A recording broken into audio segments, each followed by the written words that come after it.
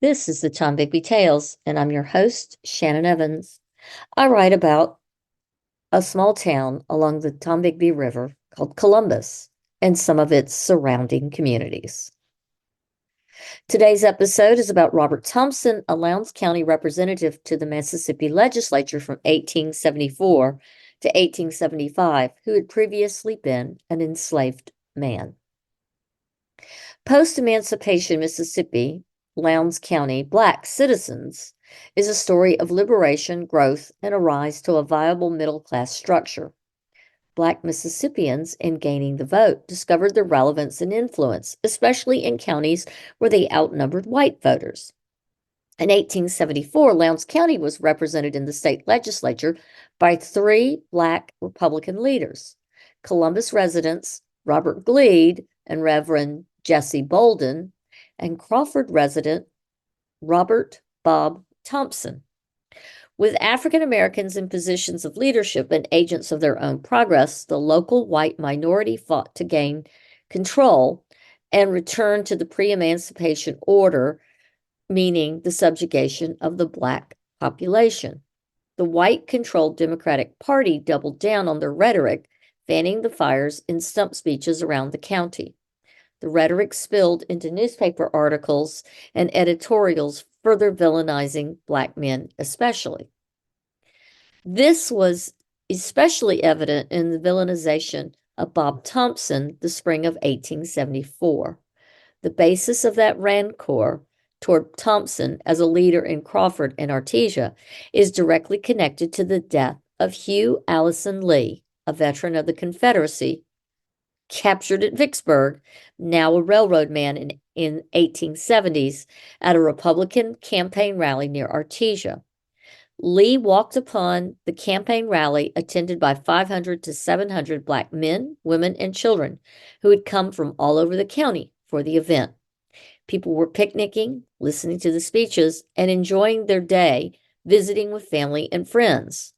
The Black militias from Crawford and Artesia paraded and fired periodic salutatory shots for the politicians to punctuate fiery points of their speeches. Lee was seen entering the arena and was confronted by the leader of the militia, Captain Lewis, a carpetbagger. Lee was incensed that a Black man blocked his access and challenged him. He roared at the speaker on the podium, a Mr. Bliss, "Are you a white man?" per the Jackson leader of November 1871. Bliss ignored him and continued with his speech. Angry that he got no response from Bliss, Lee shot at the speaker and fired several shots into the crowd. Members in the crowd fired back at Lee, killing him instantly. Clearly not murdered, but an act of taking down someone bent on killing innocent people. The Columbus Index, December 5th, 1871 edition, published a brief editorial of outrage that Black men killed a white man and got away with, quote, murder. They accused the Jackson leader of publishing a false account of events. The Clarion Ledger went so far as to accuse the Black shooters of being drunk and under the leadership of carpetbaggers. Deputy Sheriff Captain Donnelly and his newly deputized all-white posse arrested 50-plus Black men. The leadership of the local Republican Party and militia and 40 other community members, including the newly elected state representative from Oktibbeha County, Randall Nettles. The men were brought to Columbus, the county seat, and crammed in jail awaiting court. A mob of African Americans from all over the county formed in protest outside the courthouse, making local citizens exceedingly nervous. The men were ordered released from jail by the federal provost, Harrison Johnston. An investigation was launched, and federal troops were sent to surround the homes of the sheriff and his deputies in the dark of night. The sheriff and his deputies were arrested and taken before the federal magistrate in Oxford for violation of enforcement laws. Those arrested were Jerry Dowsing, Lowndes County Sheriff, Captain Donnelly, Deputy Sheriff, and Special Deputies Franks, Hodo, and Lamb. The men were held in Oxford in jail until the election was over to prevent any further election tampering. The election was held, and Lewis was elected the new sheriff. In May of 1874, Robert Thompson, a former enslaved man and now a member of the Mississippi State Legislature, serving on a committee to investigate contested elections around the state, was on parade in Crawford, training a militia group of African Americans on marching formations. His troops stopped in the road between the depot and a strip of shops. There was about 15 feet between the two groups of the platoon. James B. Brooks, a clerk and son of a local farmer, walked down the line of soldiers and attempted to pass through the troops when he was halted by Thompson. This was a grievous offense for a black man to confront a white man. Democratic-leaning papers of the time inflamed their white readers with reports that Thompson told Brooks that if he tried to pass again, he would, quote, have his heart's blood. Furthermore, the same papers reported that as Thompson dismissed the platoon, he allegedly told his men to report at the next Saturday's drill with armed rifles and plenty of ammunition. If true, he anticipated problems and was willing to defend his family, his town, and himself. This was perceived as a clear physical threat and not taken lightly by Brooks or the press reporting the incident.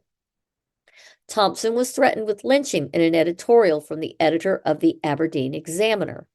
Most papers referred directly that Thompson was to be feared as he had been, quote, implicated in the murder of Hugh Lee. Federal troops and oversight was removed from the South, and the tide had turned.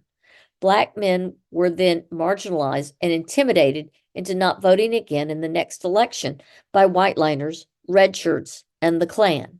For more information on this, see the podcast done on Robert Gleed. Despite outnumbering white voters 3-1 in Lowndes County and 4-1 in Noxubee County, black voters were intimidated into not voting in the next election. Thompson only served the single term in Lowndes County as he moved to Noxubee County and returned to full-time farming per the 1880 U.S. Census, leaving public office behind forever. Thompson, his wife Eliza, and their 7 children moved to Noxubee County and began farming near Brooksville. The last census Bob Thompson is found on is the 1880 Beat 5 Noxubee County listing. At some point, the widowed Eliza moves to Livingston, Mississippi, where she works as a nurse for a white family until she dies in 1910.